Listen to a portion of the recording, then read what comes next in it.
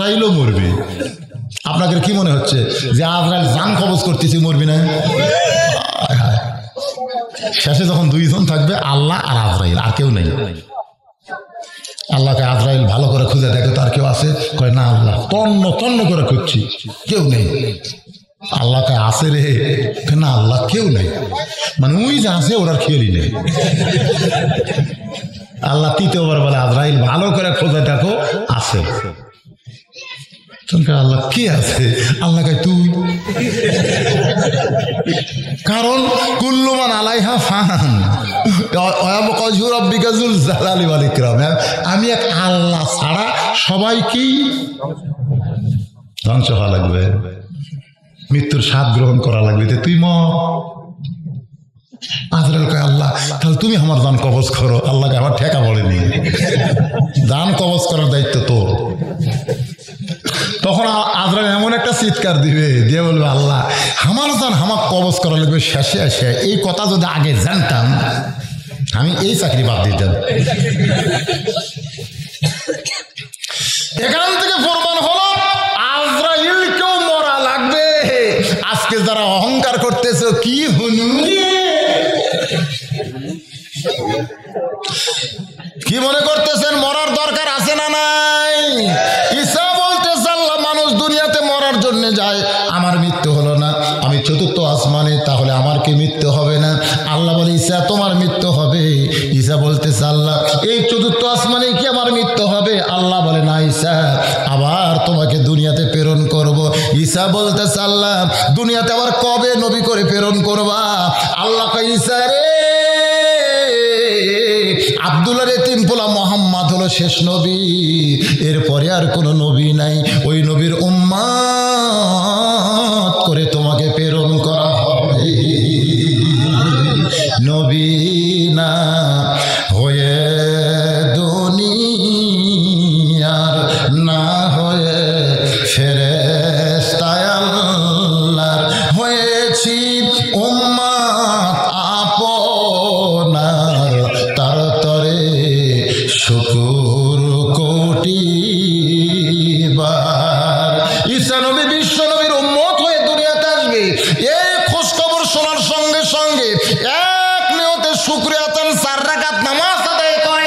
আল্লাহ বলে হাবিব ঈসার উপরে 4 রাকাত নামাজ আমি আল্লাহর এত ভালো লাগছে, আপনার উম্মতের জন্য এশার 4 রাকাত ফরজ হিসাবে আপনাকে দিয়ে দিলাম।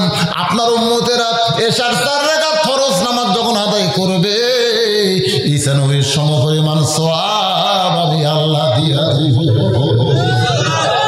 নবী বললেন আল্লাহ তোমার 5 ওয়াক্ত নামাজের যে এত দাম এত সওয়াব আমার উম্মতেরা যখন জানতে পারবে, আমার বিশ্বাস ওরা জীবন দিবে কিন্তু একটা ওয়াক্ত নামাজ বাদ দিবে না। নবী কিন্তু বলেছে আমার উম্মত। এখন যারা বেনামাজি এরা নবীর উম্মত না, ওই হাউজে কাউসারের পানি পাবি এরই সঙ্গে সঙ্গে রাখছে ওয়ানহার। ওয়ানহার মানে কি? কুরবানি। অনেকে মনে করে যে গরু কুরবানি, খাসি কুরবানি, দুম্বা কুরবানি, অনেকে সেই চিন্তা করতেছে। যেমন হোসেন রাদিয়াল্লাহকে উম্মে ফজল এই কালো চাদরের নিচে করে নবীর দরবারে নিয়ে যায়। আল্লাহ নবী তখন সাহাবীদেরকে নিয়ে আলোচনা করতেছে, ঠিক ওই সময় উম্মে ফজল হোসেন কেবল ফাতেমার পেট থেকে হয়েছে আর নিয়ে গেছে নবীর কাছে, গোসল টোসল করে নিয়ে গেছে। যে চাদরের তলে করে বলতেছে বাবা আল্লাহ তোমাকে আর একটা নাতি দান করছে। আগেকার নাতি হচ্ছে হাসান, আগেকার নাতি কি? হাসান। আল্লাহ তোমাকে আর একটা নাতি দিছে। নবী শুধু কান্না শুরু করে দিলেন। সাহাবীরা চিন্তা করে কে নবী কান্দে কেন? নবী কি জন্য কান্দে? নাতি একটা হয়েছে, আর একটা কি নাতনি চাইছিল নাকি? মনেও কান্না দেখে যে একটা নাতি হয়েছে তাকে দোয়া টোয়া না করে নবী কাঁদতেছে। এই জন্যে সাহাবীরা মনের মধ্যে কেউ প্রকাশ করতে পারতেছে না। পরে সাহাবীরা বলছে আমরা এরকম মনে করছিলাম। আল্লাহ নবী কিছুক্ষণ পরে 2খানা হাত বাড়ায় দিলেন। উম্মে ফজল চাদরের নিচ থেকে হোসেনকে বের করে যখন নবীর কোলে দেয়, নবী তখন হোসেনের ঠোঁটে এবং কপালে চুমু দিয়ে আল্লাহর দরবারে বলে আল্লাহ এই গোস্তের টুকরাকে তুমি কুরবানি হিসাবে কবুল করে নাও। সাহাবীরা বললেন ইয়া রাসূলুল্লাহ, হুসাইন আপনার নাতি, তাকে নাতি হিসেবে দোয়া না করে গোস্তের টুকরা কেন বললেন? গোস্তের টুকরা কেন বললেন? সঙ্গে সঙ্গে আল্লাহ নবী বললেন বিসমি রাব্বিকাল্লাযী খালাক খালাকাল ইনসানা মিন আলাক। জোরে কান সুবহানাল্লাহ। আমার হোসাইন একদিন তোমরা থাকবে না, আমি নবীও থাকবো না। বাতিলের বিরুদ্ধে লড়াই করতে গিয়া নিজের জীবনকে কুরবানি করবে। নামাজ আর কুরবানি এই দুইটা আমল যারা করবে তারা হাউজে কাউসারের পানি পান করবে। আর হাউজে কাউসারের পানি পান করে কেউ যদি জাহান্নামেও যায়, আল্লাহ জাহান্নামকেও জান্নাত বানায় দিবে। গজল গাচ্ছে আর চোখ দেখালি দর দর করে পানি পড়তেছে। ফেরেশতাকে আল্লাহ যে হারে গজল গায়ে তোমার বান্দা কান্দে, এর রেজাল্ট কি?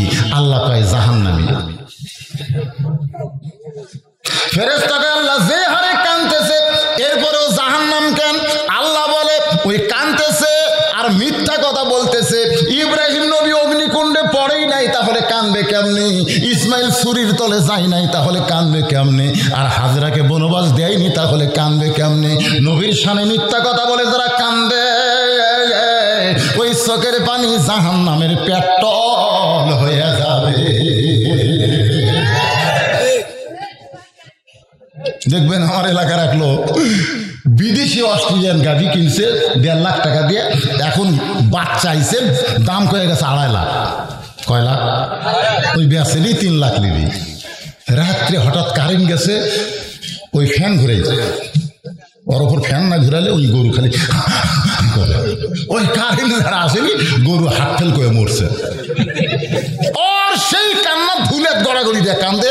মানুষ কয়েক বাঁচান কঠিন, ই গরু মরে যে হারে কান্দতেছে এক বাঁচান কঠিন। সবাই বলতেছে কলজা খুব নরম পারে, খুবই নরম কলজা, এই জন্য একটা গরু মলেও কান্দিছে। আল্লাহর কে কাম, মাস 3 পরার বাপ মরছে, এই শালা কান্দে না, কান্দেই না। সবাই কয় কে রে 3 মাস আগের গরু বললে যে আরে কান্দলো, ই বাপ মরলে কান্দে না কেন? সবাই বলে কলজার কঠিন রে, কঠিন কলজা। তার মানে কি বুঝলেন? গরু মরলে কান্দে, বাপ মরলে কান্দে না।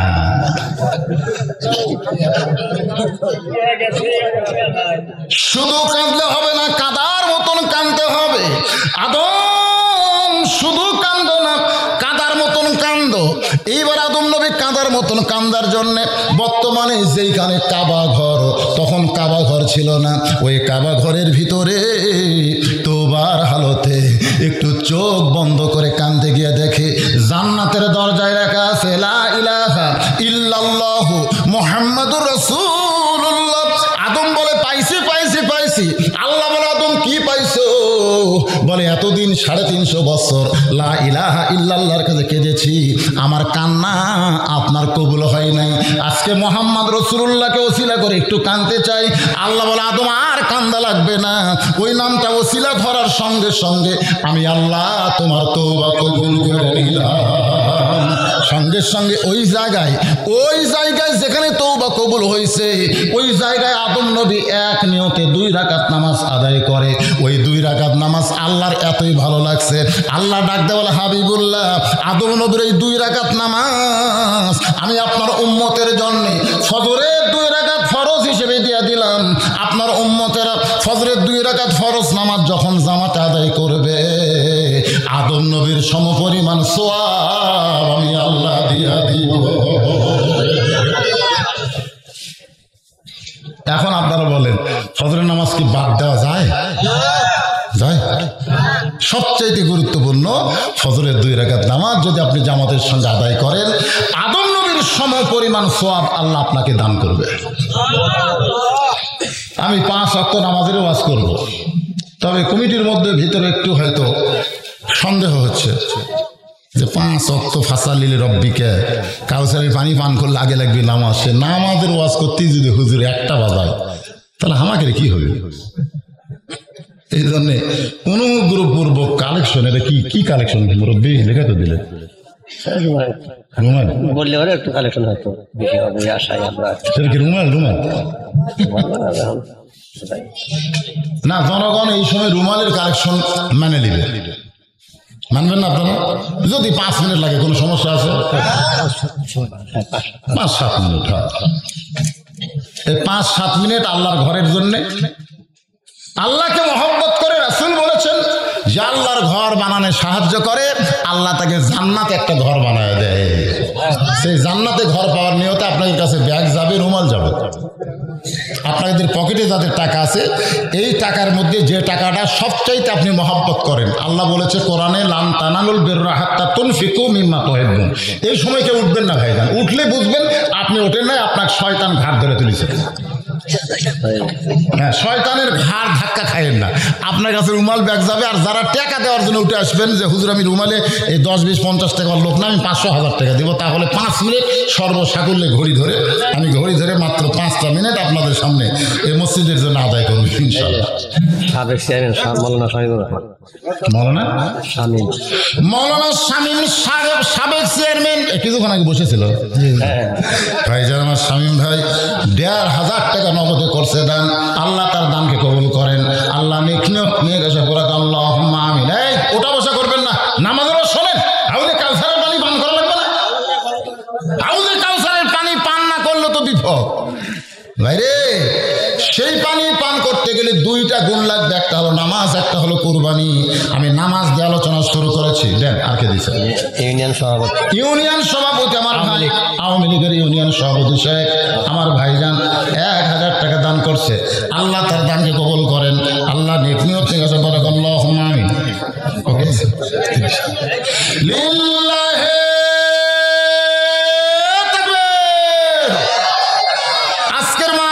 সম্মানিত প্রধান অতিথি রফিকুল আলম ফারুক 30,000 নগদ টাকা বলেন মারহাবা।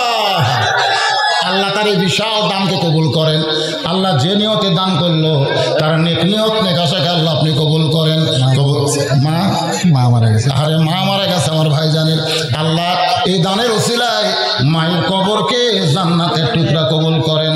কবুল করো, কবুল করো মোদের কামনা। দানকারীকে দিবেন জান্নাত, আল্লাহ নিরাশ করবেন না। আমার মায়েরা যারা পর্দায় আছেন, হাসিন মুন্সি মারা গেছে, তার নাতি 1000 টাকা দান করছে। আল্লাহ নাতি দান করেছে দাদার জন্য। আল্লাহ দাদার কবর জান্নাতে টুকরা বানিয়ে দেন। উনি কবর কাটে, মাশাআল্লাহ কি সুন্দর চেহারা। আমার বাপ জান, আমার ভাই জানে 1000 টাকা দান করছে, আল্লাহ কবুল করেন। ফজর ভাইয়ের ছেলে 500 টাকা দান করছে, আল্লাহ কবুল করেন। আল্লাহুম্মা আমিন। বেলাল ভাই মারা গেছে, এখানেই তো গোরস্থান, মনে হয় পাশেই গোরস্থান। আরে এই গোরস্থানের মধ্যে যাদের বাপ মার কবর আছে, মহব্বত করে দান করেন।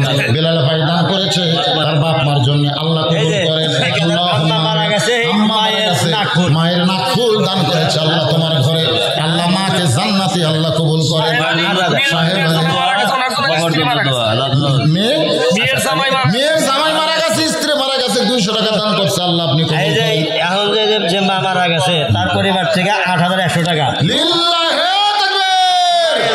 মায়ের নাকফুল দান করছে। বাবা অসুস্থ আর মা মারা গেছে, 8100 টাকা দান করেছে তাদের পরিবারের পক্ষ থেকে। আল্লাহ মার কবর জান্নাত, মার কবরকে জান্নাতের টুকরা বানান। বাবাকে সুস্থ দান করেন, দাদাদের কবরকে আল্লাহ জান্নাতের টুকরা হিসেবে কবুল করেন। আল্লাহুম্মা আমিন। জুব্বার হাজি মারা গেছে, স্ত্রী পাঠাইছে স্বামীর জন্য 500 টাকা। ইকবাল হোসেন মায়ের জন্য 500 টাকা দান করছে। আল্লাহ মা অসুস্থ, আরেকজন খালেক ফকির মারা গেছে, তার ছেলেরা 500 টাকা দান করছে। আল্লাহ দানকে কবুল করেন। আল্লাহ নেক নিয়ত নেক আশা পুরা করেন। ভাইজান এখানেই তো কবরস্থান আছে ভাই, সেই কবরে যাদের বাপ মা দাদা দাদি নানা নানি শ্বশুর শাশুড়ি কবরে গেছে, এই কবরে একটু আপনারা আমরাও যাবো ভাইজান।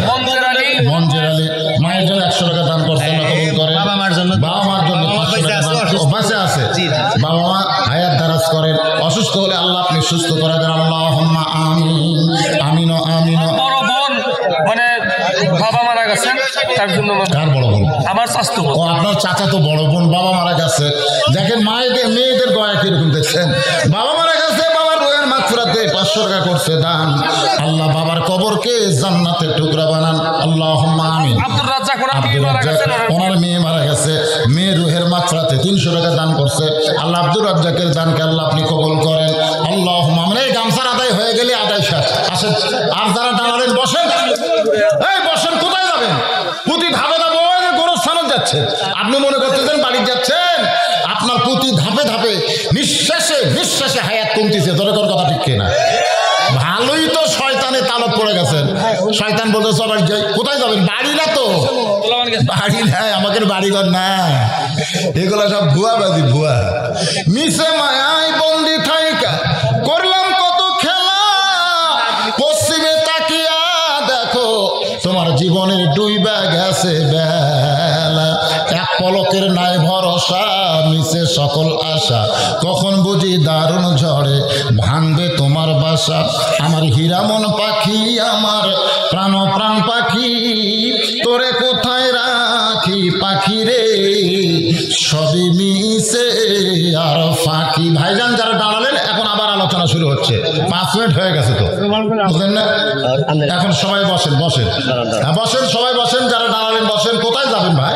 একটু মহব্বত জিকির করেন, লা ইলাহা ইল্লাল্লাহ, লা ইলাহা। আর্মি চাকরি করে 1000 টাকা পাঠায়, লা ইলাহা। জীবিত। বাবা মা জীবিত আছে, দাদ একদম মারা গেছে। জুয়েল আহমদ আর্মিতে চাকরি করে 1000 টাকা পাঠায় দিচ্ছে আল্লাহ কবুল করে। এখন দিলে তাড়াতাড়ি দেন ভাই, মানুষ বিরক্ত। টাকা দিছে বক্কার জোয়ারদার দিছে, কার নামে দিছে? কার নামে দিছে? দেখ দেখ, বক্কার জোয়ারদার দান করছে, বক্কার জোয়ারদার। আল্লাহ দানবীরের খাতায় নামটা লেখেন, আল্লাহুম্মা আমিন। লা ইলাহা ইল্লাল্লাহ। আদম ভাইয়ের ছেলে, আদম ভাইয়ের ছেলে 500 টাকা দান করছে। আমি এখন ওয়াজ করবো, বুঝলেন? এখন ওয়াজ। আচ্ছা বসেন, সবাই বসেন। যোহরের 4 রাকাত ফরজ নামাজ লাইলাতুল মেরাজে আল্লাহ যখন নবীকে দিচ্ছেন, আমাদের নবী আমাদেরকে এত ভালোবাসে, আল্লাহর আরশে গিয়াও আমাদেরকে ভোলে নাই। সুবহানাল্লাহ। বান্নাকা এত ভালোবাসে যে বোরাকের পিঠে চড়ার সময় কিন্তু আমাদের কথা বলেনি। আমি খালি ওই হাদিসটা পড়ি আর চোখ দিয়ে পানি আসে। আরে ফেরেশতা জিবরাইল বলে, হুজুর বোরাক আপনার পছন্দ হয়নি? যে বোরাকের পিঠে চললেই বোরাক আপনাকে আল্লাহর আরশে পৌঁছায় দেবে। আল্লাহ নবী বলে, জিবরাইল এই বোরাকের কথা মনে করে আমার পুলসিরাতের কথা বারবার মনে হয়। ফেরেশতা জিবরাইল বলে, হুজুর আপনি পুলসিরাতের চিন্তা করেন কেন? আপনি হচ্ছেন আল্লাহর দোস্ত, আপনার জন্য পুলসিরাতের চিন্তা করা লাগবে না। আল্লাহ রাসূল বলে, জিবরাইল তুমি তো নবী হওনি, তুমি বুঝবা কেমনে? তুমি যদি আমার মতো নবী হতে তাহলে নিজকে নিয়ে চিন্তা করতে না, উম্মতকে নিয়ে চিন্তা করতে। আমার গুনাহগার উম্মত যে পুলসিরাতের নিচে জাহান্নামের আগুন দাও দাও করে জ্বলতেছে, ওই 30,000 বছরের পুলসিরাত কেমনে পাড়ি দিবে? আল্লাহ এমন করে একটা বোরাক যদি আমার গুনাহগার উম্মতকে দিত, আমার উম্মতেরা বোরাকের পিঠে চড়ে বিজলি আকারে পুলসিরাত পাড়ি দিত। ফেরেশতা জিবরাইল বলে, ইয়া রাসূলুল্লাহ এটা মামা বাড়ির আবদার না, কোন নবীর জন্য আল্লাহ যে বোরাক তৈরি করে পড়ার সঙ্গে সঙ্গে আঙ্গির আগুন শান্তির বাগান হয়ে যায়। ওই শান্তির বাগানের শুকরিয়া তার ইব্রাহিম নবী 4 রাকাত নামাজ আদায় করে। ওই 4 রাকাত নামাজ আমি আল্লাহর এত ভালো লাগে, উম্মতে মুহাম্মাদের জন্য যোহরের 4 রাকাত ফরজ হিসেবে দিয়ে দিয়েছে। আল্লাহ বলে, হাবিব আপনার উম্মতেরা যোহরের 4 রাকাত ফরজ নামাজ যখন আদায় করবে, ইব্রাহিম নবীর সমপরিমাণ সওয়াব আমি আল্লাহ দিয়া দিব। লিল্লাহি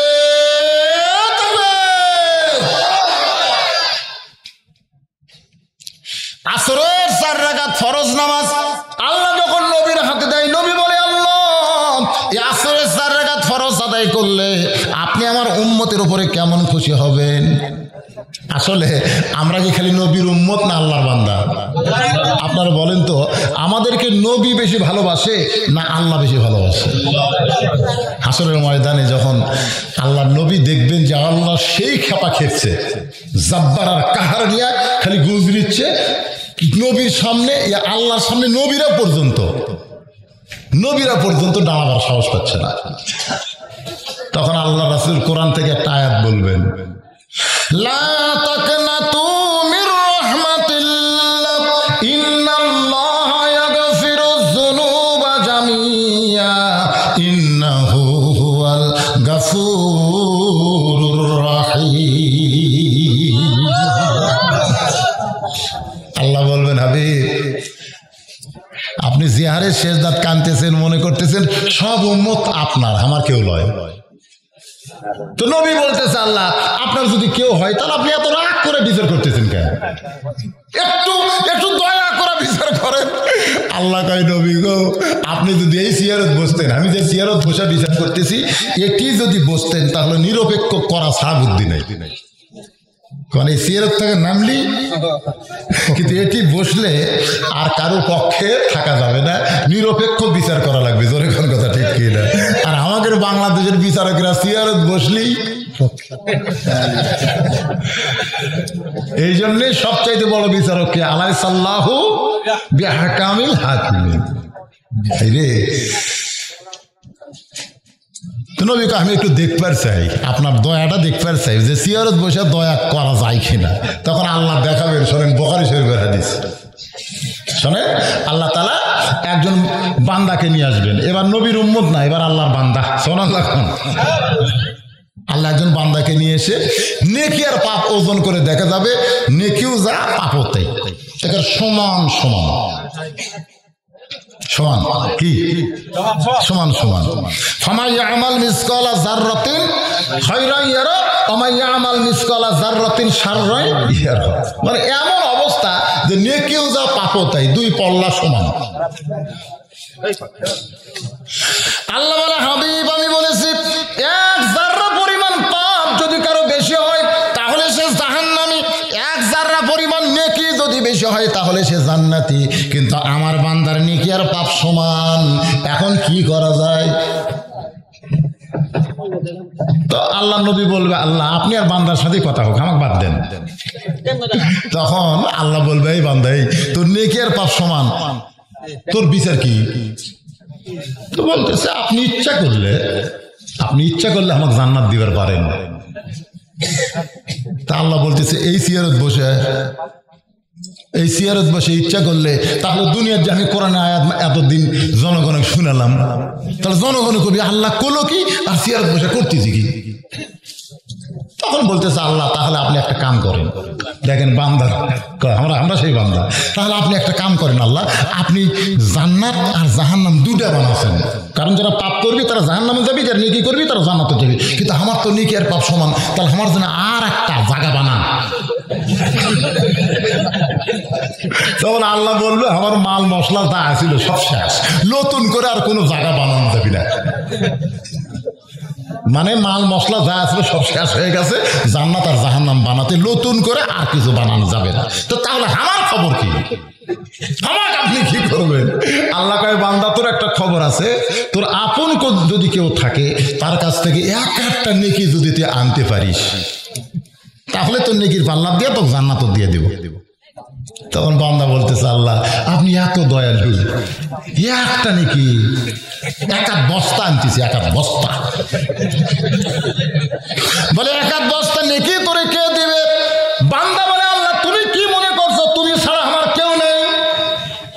তুমি কি মনে করছো তুমি ছাড়া আমার কেউ নেই? আমার মা আছে, আমার বাবা আছে, আমার ভাই বন্ধু কত আত্মীয় স্বজন আছে, আমার সন্তান আছে, তাদের সকলের কাছে যাই বলবো একটা একটা করে নেকি দিলে এক বস্তা হয়ে যাবে, আর সেই নেকির পাল্লা দিলে আমি জান্নাতে চলে যাব। আল্লাহ বলে যারে বান্দা যা তাহলে তুই নিয়ে আয়। এবার নেকি নেওয়ার জন্য সবার কাছে যাবে, কেউ একটা নেকি দিবে না, সবাই শুধু বলবে ইয়া আইয়ুহান নাসু তাকু রাব্বাকুম ওয়াখশাউ ইয়াওমান লা ইয়াজি ওয়ালিদুন আন ওয়ালাদিহি ওয়ালা মাউলুদুন হুয়া জাজিন আন ওয়ালিদিহি শাইয়া। মানুষরে সেই দিনকে তোমরা ভয় করো যেদিন পিতা পুত্রকে চিনবে না, পুত্র তার পিতাকে চিনবে না, সন্তান তার মাকে চিনবে না, মা তার সন্তানকে চিনবে না। সেই দিন হলো বিচারের দিন। কেউ যখন একটা নেকি দিবে না তখন বান্দা মন খারাপ করে আল্লাহর সামনে এসে বলবে আল্লাহ দিল না। আল্লাহ কয় দিল না কেন? ওরকে ধান্দা যে একটা নেকি যদি হামাক দেয় আর ওজনের যদি ওরকে কম পড়ে,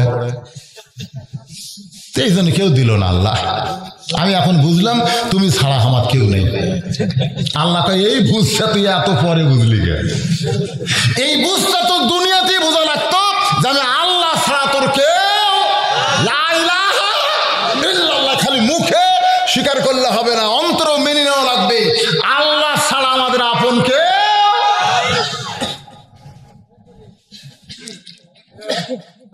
আমি যে বিচারকের আসনে বসে আছি এই জন্য তোরে জান্নাত দিবার পারলাম না, তোরে জাহান্নামও দিবার পারলাম না, তোর জন্য আলাদা একটা জায়গা বানালাম, সে জায়গার নাম হলো আরাক। যা মাঝখানে জান্নাত এবং জাহান্নামের মাঝখানে যা। ও যাচ্ছে ইতিমধ্যে আর একজন বান্দাকে নিয়ে যাচ্ছে, নিয়ে আসে নেকি আর পাপ ওজন করে দেখে খালি পাপ আর পাপ, নেকি মাত্র একটা। আর গোটা আমল নামা খালি কি কথা কয় না, খালি পাপ নেকি কয়টা, একটা মাত্র নেকি, একটা নেকি। এখন আল্লাহ কয় তোর খবর কি, কয় জাহান্নামী। আল্লাহ কয় তোর খবর কি, কয় জাহান্নামী। আমার আগে নেকি পাপ সমান আছে, তাই যে বিপদে আছে, আর আমার তো খালি পাপই আর পাপ, নেকি মাত্র একটা। আল্লাহ বলতে তোর বিচার তুই করলি জাহান্নামী, তার যা যা জাহান্নামে যা। ওই বলে আল্লাহ জাহান্নামে যাব ঠিকই, কিন্তু সামান্য একটা নেকি নিয়ে আমি যাব না, কারণ জাহান্নাম হলো পাপের জায়গা, সেখানে একটা নেকি আমল নামাই নিয়ে আমি যাব না। আল্লাহ কয় তাহলে কি করবি, বলে আমার যে ভাইটাই একটা নেকির জন্য হাসরের ময়দানে ঘোরাঘুরি করলো, আমি তাকে তোমার হস্তে একটা নেকি দান করে দিলাম। কারণ জাহান্নামে যাওয়াই লাগতেছে, খামাখা ওই এক নেকি নিয়ে যাওয়ার কি লাভ। আর ওই এক নেকির জন্য গোটা হাসরের ময়দান ঘুরলো, কেউ দিল না, আমি দিয়ে দিলাম। আল্লাহ তোর মা বাপ আত্মীয় স্বজন কেউ দেয়নি রে, কিন্তু তোর এই ভাই দিছে রে। কুল্লু মুসলিমনই খোয়া, প্রত্যেকটা মুসলমান ভাই ভাই নিজের ভাইয়ের চাইতেও ভালো। সুবহানাল্লাহ। আমি হওয়ার পর থেকে দেখতেছি আমার বাপ চাচা খালি গন্ডগোল। আমি মাঝে মাঝে দোয়া করছি, আল্লাহ আমার চাচাটা মরে না। আমি কিন্তু অন্য মানুষের দোয়া করিনি, কারণ আমার চাচা আমার বাবক ধরে মারে, মাঝে মধ্যে মারে, খালি এক হাত জাগার জন্য। তাহলে ভাই ভাই শত্রু। আর কুল্লু মুসলিমিনে খোয়া, প্রত্যেকটা মুসলমান ভাই ভাই ভাই শত্রু নয়, এক ভাইয়ের জন্য জীবন দেয়। জোরে কর কথা, ঠিক কথা কম না। ইয়ার মুখের যুদ্ধের খবর জানেন না, যে একজন খালি পানি পানি করে চিৎকার দিছে, সঙ্গে সঙ্গে একজন পানি পান করতে যাচ্ছে। তোর না রে আমার চাইতে আমার ওই ভাই বেবি পিপাসার্থ, যাও ওকে পানি দাও। ওর কাছে পানি লেগেছে, দেখে দুই হাত নাই দুই পাও নাই, এই যে কোনো মুহূর্তে জীবন যায়। যখন ওই পানি খাবে এমন সময় কে যেন বলতে পানি, সঙ্গে সঙ্গে বলে না ভাই আমার আগে ওই ভাইকে দাও। ওই ভাইয়ের কাছে যায় দেখে ওই মরছে, ওই শহীদ হয়ে গেছে। ফিরে এসে দেখি ইও নাই, ওই সামনে যেটা পড়তো মুইও নেই। এরা কেমন রে, মৃত্যুর দুয়ারে গিয়ে এদের মানবতা। সুবহানাল্লাহ কন্যা কা আল্লাহ ডাকতে বলে ওই পাগল, তোরই ভাই তোর একটা নেকি দিয়া জান্নাতে যাওয়ার রাস্তা করে দিয়েছে, এই একটা নেকি নিয়ে তুই জান্নাতে যা। এবার নেকির পাল্লাই দিয়া নেকি বেশি ওজন হলো, ও জান্নাতে মারছে দৌড়। হাসরবাজি সবাই বলবে কেমন, যেই ভাই তার একটা দিকে দিয়ে জান্নাতে যাওয়ার রাস্তা করে দিল, সে ভাইয়ের দিকে একটা বার পর্যন্ত তাকালো না, জান্নাতে দৌড় দিল। কিছুক্ষণ পর আল্লাহ তাকায় দেখে ওই জান্নাত থেকে বের হয়ে দরজায় কাঁদতেছে। আল্লাহ কয় কে রে, তোর ভাই তোকে একটা নেকি দিয়ে জান্নাতে যাওয়ার রাস্তা করে দিল, তুই ভিতরেও ঢুকলি, আবার বাইরে হয়ে কান্দিস কেন? বলতেছে আল্লাহ জান্নাতের দেওয়ালে লেখা দেখলাম তাস্তাহি আনফুসুকুম, জান্নাতেরা যা চাবে তুমি তাই দিবা। আল্লাহ তাস্তাহি তা আনফুসুকুম, জান্নাতেরা যা চাবে তুমি তাই দিবা। তোমার জান্নাতের তাই লেখা দেখলাম। তা আল্লাহ কয় তুই কি চাস? বলে আমি চাই যে ভাই আমাকে একটা নেকি দিয়ে জান্নাতে যাওয়ার রাস্তা করে দিল, ও ছাড়া যাবো না। এই জন্য ভিতরে ঢুকে বাড়াছি, আমার ভাইও গুলিয়া ঢুকতে চাই। আল্লাহ বলতেছেন ইন্নাল্লাহ ওয়াদা হাক্কুন, আমার ওয়াদা সত্য। যা তোর ভাই গুলো তুই জান্নাতে যা। ধরে কর এমন সময় আল্লাহ তার একজন বান্দাকে নিয়ে আসবে, তার আমল নামা খুঁজে দেখবে একটা নেকিও নেই, একটাও নেকি নেই। আল্লাহ কেরে তোর খবর কি? ডাহা জাহান্নামী, ডাহা জাহান্নামী। আল্লাহ যা, যে কথা যা মারছে দৌড়। আল্লাহ থাম থাম থাম থাম, ফের দৌড়াস কে? আল্লাহ দুনিয়াতে তোমার কোন জীবন কোন হুকুম যদি পালন করতাম, তাহলে আমার আমল নামায় এক একটা নেকি তুমি পাইতে, কিন্তু একটা নেকিও নাই। মানে কি আমি পুরা নাফরমান। আজকে জাহান্নামী দৌড় দিয়ে তোমার দেখাবার চাই, আমি তোমার আল্লাহর হুকুম পালন করি। আল্লাহ কয় ফাদখুলি ফি ইবাদি আদখুলি জান্নাতি, যে আমার হুকুম পালন করে বান্দা হবে তাকে আবার জাহান্নাম দেবো কেন, তুইও জান্নাতে যা। সঙ্গে সঙ্গে নবী বলবেন লা তাকনাতু মির রাহমাতিল্লাহ ইন্নাল্লাহা ইয়াগফিরুয যুনুবা জামিয়া ইন্নাহু হুয়াল গাফুরুর রহিম। আমি নবী রাহমাতুল লিল আলামিন হলে কি হবে, আমি নবীর চাইতে বান্দার প্রতি আল্লাহর কোটি গুণ দয়া বেশি। সুবহানাল্লাহ, জোরে কর। তবে সত্য হলো আপনি যত পাপী হন না কেন মুসলমান হয়ে মরতে হবে।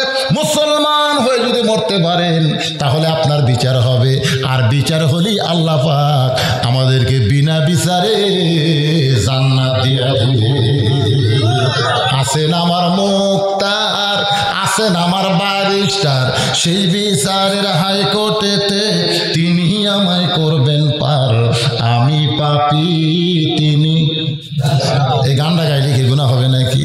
পারা পারে থাকলে তারা সঙ্গে নিও গাড়ি ভাড়া, জবাবদিহি করতে হবে ধরলে টিকিট কালেক্টর।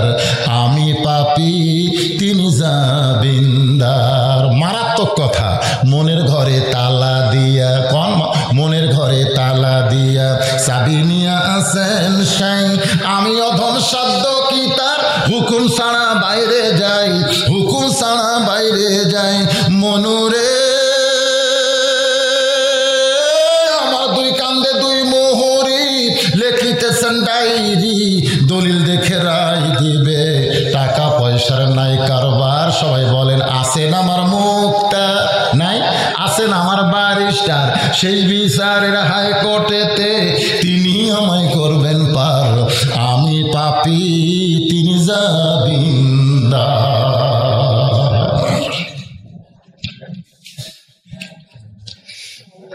নবী বলে আল্লাহ আসরের 4 রাকাত ফরজ নামাজ আদায় করলে আমার উম্মতের প্রতি আপনি কেমন খুশি হবেন? আল্লাহ বলে হাবিব আপনার উপর যেই কিতাব নাজিল করেছি, যেই কিতাবে সবচাইতে বেশি যেই নবীকে নিয়ে গল্প করেছি, ওই নবীর নাম হলো মুসা কালিমুল্লাহ সাল্লাল্লাহু আলাইহি ওয়াসাল্লাম। তিন দিক থেকে ঘেরাও করছে। একদিকে হলো সাগর, যেমন বাংলাদেশের 3 দিকে ভারত, একদিকে বঙ্গোপসাগর। জোরে কোন ঠিক কিনা? আমাদের বাংলাদেশের 3 দিকে কোন দেশ? আর একদিকে বঙ্গোপসাগর। এক লোক কয় হুজুর আপনি ভারতের স্টার জলসা জি বাংলার বিরুদ্ধে যে ওয়াজ করেন, ভারত যদি খেপা যায় পলাবেন কোন দিক দিয়ে? আপনার তো পলানার জায়গা নাই হুজুর, আপনার মৌলানারা যে মোদী সরকার বাংলাদেশ চাইলো, এ খেলে আপনারা বিরুদ্ধাচরণ করলেন, যদি খেপা যায় তো পলাবেন কোন দিক দিয়ে? আমি আর কানের কাছে মুখ লেদা করলাম, পাগলা আমরা সাঁতার জানি, তুই যে সাগরের ভয় দেখাস, আমরা সাঁতার জানি রে পাগলা। কেমনে? বলে তুই মুসা নবীর জীবনে পড়ে দেখ, 3 দিকে ফেরাউন, একদিকে সাগর।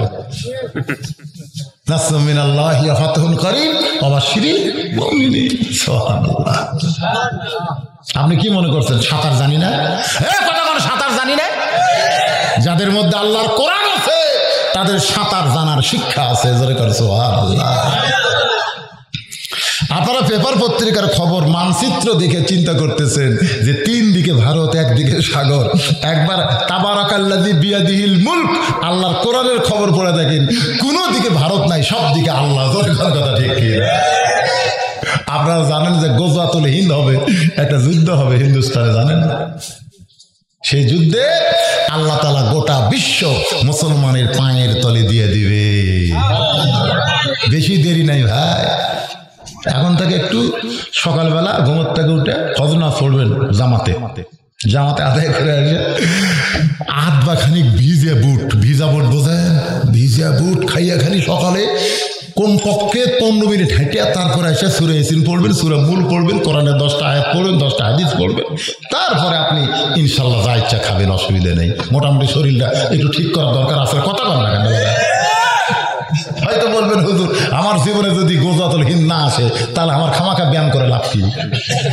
আল্লাহ রাসূল বলেছেন মান সাআলাল্লাহু তাআলা আশ-শাহাদাতা বিসিদকিন বাল্লাগাহুল্লাহু মানাজিলাশ শুহাদাই ওয়া মাতা আলা ফিরাশিহি রাওয়াহুল বুখারী কিতাবুল মাগাজি। কেউ যদি আল্লাহর দুনিয়ায় আল্লাহর দ্বীনকে গালিব করতে চায়, আল্লাহ রাস্তায় শাহাদতের তামান্না নিয়ে আল্লাহর দল করে, ওই মাতা আলা ফিরাশিহি, সে যদি নিজের বিছনায়ও মৃত্যুবরণ করে, বাল্লাগাহুল্লাহু মানাজিলাশ শুহাদা, আল্লাহ হাসরের ময়দানে তাকে শহীদদের কাতারে দাঁড় করাইয়া দিবে। তাহলে চেষ্টা করার দরকার আছে না নাই? যেরকম দরকার আছে না নাই? 3 দিকে ফেরাউন সৈন্য নিয়ে দাঁড়ায় গেছে, সামনে সাগর। ফেরাউন বলে মুসা রে এখন পলাবি কোন দিক দিয়া? মুসা বলতেছে ফেরাউন এ পর্যন্ত দৌড়াইছি তোকে সাগরের কাছে নিয়ে আসার জন্য আল্লাহর হুকুমে। সুবহানাল্লাহ। তুই হয়তো মনে করছিস যে তোর সৈন্য সামন্তের ভয়ে আমি দৌড়াই। ফেরাউনকে কি মানে বুঝিস না?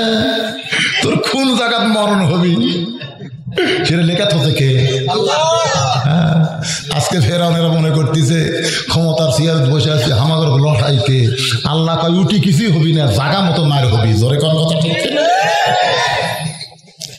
3 দিকে ফেরাউনের সৈন্য লাঠি সোটা নিয়ে সামনে সাগর। মুসা বলতেছে আল্লাহ তোমার হুকুমে দৌড়াইলাম, তোমার হুকুমে, তোমার কোরআনতে যে কোরআন নবীর উপরে নাজিল করেছে সেই কোরআন থেকে সাহায্য চাইলাম কার কাছে? জোরে কোন কার কাছে? আল্লাহ কয় মুসা সাগর দেখিস না, একবার তাকায় দেখ। মুসা নবী তাকায় দেখে 12টা রাস্তা হয়ে গেছে। যে রাস্তা দিয়ে মুসা নবী চলতেছে ওই রাস্তার মাঝ পয়েন্টে সে বলে আমার সাঙ্গ পাঙ্গরা, যে আল্লাহ সাগরকে রাস্তা বানায় দিল সেই আল্লাহর শুকরিয়া তান আমরা 4 রাকাত নামাজ আদায় করব। মুসা নবী তার সঙ্গীদের নিয়ে সাগরের তলদেশে 4 রাকাত নামাজ আদায় করে। ওই 4 রাকাত নামাজ আল্লাহর এতই ভালো লাগছে, আল্লাহ বলে নবী গো ওই মুসা নবীর 4 রাকাত নামাজ আমি যত্ন করে রাইখা দিয়েছি, আজকে আপনার উম্মতের জন্য আসরের 4 রাকাত নামাজ হিসেবে দিয়ে দিলাম। আপনার উম্মতের আসরের 4 রাকাত নামাজ যখন মসজিদে জামাতের সঙ্গে আদায় করবে, মুসা নবীর সমপরিমাণ সওয়াব আমি আল্লাহ দিয়া দিব। লিল্লাহে আমি কিন্তু ফজর জোহর আসর এই যে 3টা ওয়াক্তের ওয়াজ করলাম, আমি কি একা একা নামাজ পড়ার কথা কইছি না জামাতে? একলা একলা কাম হবে না, একলা একলা নামাজ পড়া হবে কিন্তু কায়েম হবে না। কায়েম করবার গেলে মসজিদের দরকার। এখন কায়েমটা কি? এই মাগরিবের আগে আরো 2টা ওয়াক্ত আছে না নাই? আপনার কি বিরক্ত হচ্ছেন? না, বিরক্ত হলে মনাবাদ করে দেবো, কারণ রাত 12:30 বাজছে। ও সারা রাত চলবি? এটা কোন পাগল? না মনে করেন যে এই যে এটা হচ্ছে বাপ, আপনার ছেলের বয়স কত? 25 বছরের ছেলে কম্বলের মধ্যে ঘুম পাড়তেছে, আর ফজর আজান শোনা বাপ গেছে মসজিদে। নামাজ শেষ করে ফেরেশতা বলতেছে আল্লাহ মুরব্বী মানুষ ঠান্ডার পানির মধ্যে ওযু করে সামনে কাতের নামাজ পড়লে রেজাল্ট কি? আল্লাহ বলতেছে ডাহা জাহান্নামী। ফেরেশতারা আল্লাহ আপনি কি করেন? সামনে কাতের নামাজ পড়লো, এই লোকটা জাহান্নামী কেন? আল্লাহ বলতেছে কু আনফুসাকুম ওয়া আহলিকুম নার। জাহান্নামের আগুন থেকে বাঁচতে গেলে খালি বাপ একলা বাঁচলে হবে না, বেটাকেও সাথে করে বাঁচা লাগবে। বেটা কম্বল গরম করতেছে আর বাপ থুত্তুর করে সামনে কাতের নামাজ পড়তেছে। ওই বাবার নামাজ তখনই কায়েম হবে যখন বেটাকে তার ডান পাশে অথবা বাম পাশে দাঁড় করায় জামাতে নামাজ আদায় করবে। জয়কান কথা ঠিক? আল্লাহ রাসূল মসজিদে যাওয়ার সময় আয়েশাকে বলতে আয়েশা নামাজ পড়ো। আমার মসজিদ থেকে এসে বলতেছেন আয়েশা তুমি কি নামাজ আদায় করছো? কইছেন কোনোদিন বউকে? যে বউ দুপুরবেলা আপনাকে ভাত খাবার দিচ্ছে, আপনি ভাত খাওয়ার আগে কি কোনোদিন বউকে কইছেন আমি তো জোহর নামাজ মসজিদে জামাতে পড়লাম, তুমি কি নামাজ পড়ছো? বউ যদি কই গোসলই করিনি, তাহলে আপনার বউ গোসল করেনি, বিয়া নামাজি পাক করে আপনার খিলাচ্ছে, আপনি যতই দোয়া পড়া খান ওইটা কাম হবে না। আল্লাহ বারিক লানা ফিমা রাযাকতানা ওয়া কিনা সমানে মারতেছেন কাম হবে না। আপনি তখন কি করা লাগবে? এই ভাত খাওয়া বন্ধ, তুই যতক্ষণ গোসল করে জোহরের নামাজ না পড়বি ততক্ষণ আমি ভাত খাবো না। আপনি এই বলে ভাতের থালি থেকে যদি উঠে আসতে পারেন, বউ দৌড়াতে গোসল করি রে, মরদ যে খেপা খেপছে রে, হায় হায় হায় রে, এত সাত করে পাক করে আমার লাভ কিছুদিন নাই। গোসল করে নামাজ পড়ে যখন বউ আসে স্বামীকে খাবার দিচ্ছে, স্বামী আর বউ দোয়া ভর্তিছে খাচ্ছে, ফেরেশতাকে আল্লাহ রেজাল্ট কি কয়, স্বামী স্ত্রী দুটাই জান্নাতি। জোরে গেল রে, নামাজ কায়েম করা। মাগরিবের 3 রাকাত নামাজ যখন আল্লাহ নবীকে দেয়, নবী বলে, আল্লাহ এই মাগরিবের 3 রাকাত নামাজ আদায় করলে আপনি আমার উম্মতের প্রতি কেমন খুশি হবেন? আল্লাহ বললেন, হাবিব আপনার উপর যেই কিতাব নাজিল করেছি সেই কিতাবের মধ্যে একটা ঘটনা আমি আল্লাহ দিয়ে বলেছি, আহসানুল কসাস। ইয়াকুব নবী, সবাই বলেন, ইয়াকুব নবী বাস করিতেন কেনানে, সবার চাইতে ভালোবাসতেন ইউসুফকে। একদিন ইয়াকুব নবী নির্জনে বসে আল্লাহর কাছে বলতেছে, আল্লাহ আমাকে তুমি 12টা সন্তান দিলে, জোরে কোন কয়টা? এই 12টা সন্তানের মধ্যে 2টা ভালো, আর এই 10টা এত খারাপ কেন হলো? ইয়াকুব নবী আল্লাহর কাছে কাঁদতেছে, আল্লাহ, কারণ সন্তান খারাপ হলে বাবাদের মন মস্তিষ্ক ভালো থাকে, কথা কন ভালো থাকে। আল্লাহর কাছে বলতেছে, আল্লাহ আমার 2টা ভালো, আর এই 10টা এত খারাপ কেন হলো? আল্লাহ বলতেছে, ইয়াকুব সন্তান ভালো মন্দ হওয়ার পিছনে বাপের কোনো হাত নেই। তোমার যে 2টা সন্তান ভালো, ওর মাও ভালো, আর তোমার যে 10টা সন্তান খারাপ, ওর মাও খারাপ। তোমার যে 2 বউ, ধরে কোন কয় বউ? 2 বউ। এই জন্যে এক বউ তোমার ভালো, বউয়ের পেটের সন্তান 2টা ভালো, বনিয়ামিন ইউসুফ খুব ভালো, আর ওই 10টার মাও খারাপ। তা আপনারা যে বিয়ে করছেন,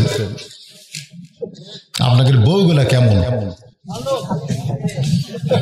একটা ওই সাইড থেকে এমন ভাবে করলো সব ভাইছে।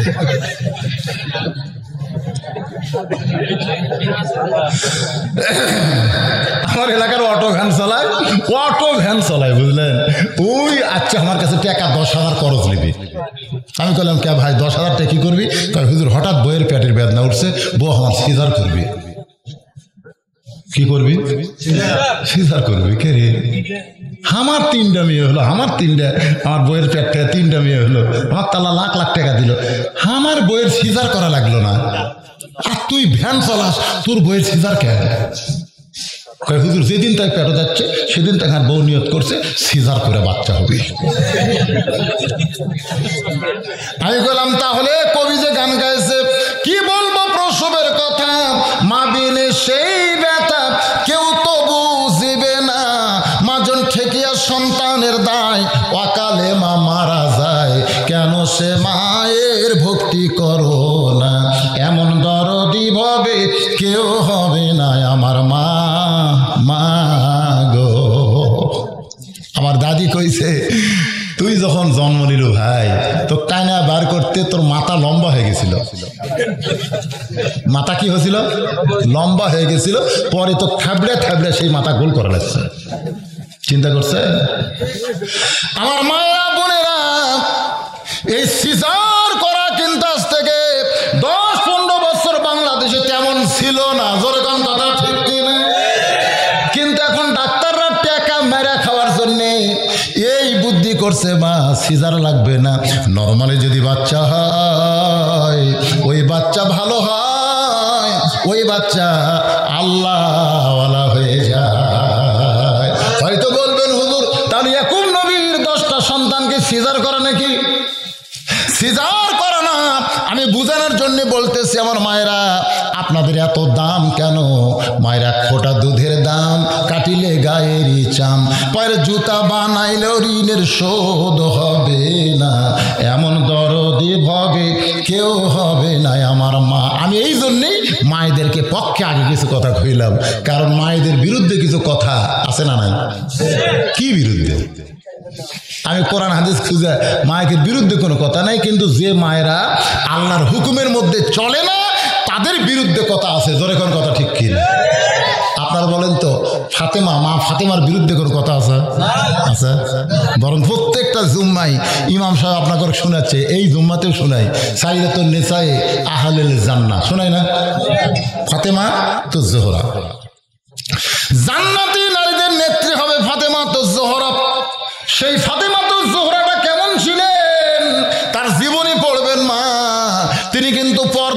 দিয়েছিলেন। আর আমার আল্লাহ তাআলা মেয়েদের আমল মাত্র 4টা বলেছে। 1 নম্বর নামাজ, 2 নম্বর রোজা, 3 নম্বর সতীত্বের হেফাজত, পর্দা করা, 4 নম্বর স্বামীর কথা মতো চলা। মেয়েরা যদি 4টি আমল করতে পারে আল্লাহ তাদেরকে 8টা জান্নাতের মালিক বানায়া দেবে। আপনারা ঘটনা বিশাল, মাগরিবের আলোচনা করতে গেলে বিশাল ঘটনা বলতে চাচ্ছি না, শুধু বোঝানোর জন্য বলতেছি। ইউসুফকে কূপের মধ্যে 10 ভাই ফেলে দিয়া বাপের কাছে কিন্তু বলেছিল বাঘে খাইছে। ইউসুফ কূপের মধ্যে বণিকেরা তুলে বিক্রি করলো। জুলাইখা আজিজ মিশ্র তাকে কিনে লালন পালন করলো। এক সময় জুলাইখা তার বিরুদ্ধে নালিশ করলো, নারী নির্যাতনের কেসে ফাঁসায়া তাকে জেলখানার মধ্যে বন্দি করলো। ওই জেলখানার মধ্যে বন্দি করা যাওয়ার সময় ইউসুফ কিন্তু একটা গুনগুন করে গান গাইছিল, বিনা দোষে দোষী কইরা আল্লাহ ইউসুফ গেল জেলখানা, আল্লাহ উপায় বলো না, জনম দুঃখী কপাল পোড়া নবী ইউসুফ একজনা। আল্লাহ কয় ইউসুফ রে, বিনা দোষে তোকে জেলখানায় দিল, দুনিয়ার সমস্ত মানুষ জানে, কিন্তু বর্তমান ক্ষমতার দিকে তাকায়া তারা জবান খুলতেছে না। ইউসুফ রে, তোর কোনো দোষ নাই, এটা সবাই অন্তরে জানে, বিশ্বাস করে। এরপরও বিনা দোষে যখন তোকে জেলখানায় রাখতেছে, দিন দিন আমি আল্লাহ তোর সম্মান বাড়ায়া দিব। আপনারা বলেন তো, এই বাংলাদেশে যারা দোষ করে জেলখানায় আছে তাদের কোনো নামগন্ধ আছে? কথা না আছে। কিন্তু বিনা দোষে যাদেরকে জেলখানায় রাখছে তাদের দাম বাড়ছে না কমছে? সরকার খালি একটা বার ট্রাই করে দেখুক, একটা বার ট্রাই করে দেখুক। আগে মামুনুল হকের আলোচনায় যদি 50,000 লোক হতো, এখন জেলখানা থেকে ছেড়ে দিলে 5 লক্ষ লোক হবে। ধরে কোন কথা ঠিক কিনা? আগে সাইদি হুজুরের ওয়াজে 5 লক্ষ মানুষ হইতো, এখন 15 দিনের জন্য হুজুরকে ছাইড়া দে 1 কোটি লোক হবে। ঠিক কিনা? তার মানে কি বুঝলেন? তার মানে কি বুঝলেন? বিনা দোষে যাদেরকে জেলখানায় রাখবে আমার আল্লাহ দিনে দিনে তাদের মর্যাদা আরো বাড়ায়া দিবে। ইউসুফ আলাইহিস সালামকে বিনা দোষে জেলখানায় রাখছিল, আমার আল্লাহ মর্যাদা বাড়ায় দিয়া একসময় মিশরের খাদ্যমন্ত্রী, একসময় মিশরের প্রধানমন্ত্রী, প্রেসিডেন্ট বানায় দিল। বরং যারা কুয়ার মধ্যে ফেলে দিছিল তারাই কিন্তু যায় তার কাছে আবার খাবার চাইল। জোরে কোন কথা ঠিক কিনা? অনেক লম্বা ঘটনা, আমি ঘটনা বলতেছি না, আমি শুধু মাগরিবে 3 রাকাত নামাজ, ইয়াকুব ইউসুফের যখন মিলন হয়, ওই মিলনের সময় ইয়াকুব নবী কিন্তু 2টা হাত ইউসুফের দিকে বাড়াইয়া দিছিল। আল্লাহ ডাকদা বলে, ইন্নামা আমওয়ালুকুম ওয়া আওলাদুকুম ফিতনা। ইয়াকুব রে, সম্পদ আর সন্তান হলো বিপদের কারণ। তোমার যেই সন্তান হারে গেছিল, আমি সেই সন্তানকে মিশরের প্রেসিডেন্ট বানায় তোমার কাছে ফেরত দিলাম, আর তুমি সন্তানকে বুকে নিবা, আমি আল্লাহ শুকরিয়া কি আদায় করবা না? সঙ্গে সঙ্গে ইয়াকুব নবী তওবা করে ফাসাব্বিহ বিহামদি রাব্বিকা ওয়াস্তাগফির, জোরে কান সুবহানাল্লাহ, এক নিয়তে 3 রাকাত নামাজ আদায় করে। ওই 3 রাকাত নামাজ আল্লাহর এতই পছন্দ হয়েছে, আল্লাহ বলে হাবিবুল্লাহ, ইয়াকুব তার ইউসুফকে বুকের মধ্যে না নিয়ে আমি আল্লাহর জন্য নামাজের নিয়ত করে রুকু সিজদা করলো। ওই নামাজটা যত্ন করে রাইখা দিয়েছি আপনার উম্মতের জন্য। মাগরিবে 3 রাকাত নামাজ যখন জামাতের সঙ্গে আদায় করবে, ইয়াকুব ইউসুফের সমপরিমাণ সওয়াব আমি আল্লাহ তাদের আমল নামায় দিয়ে দিব।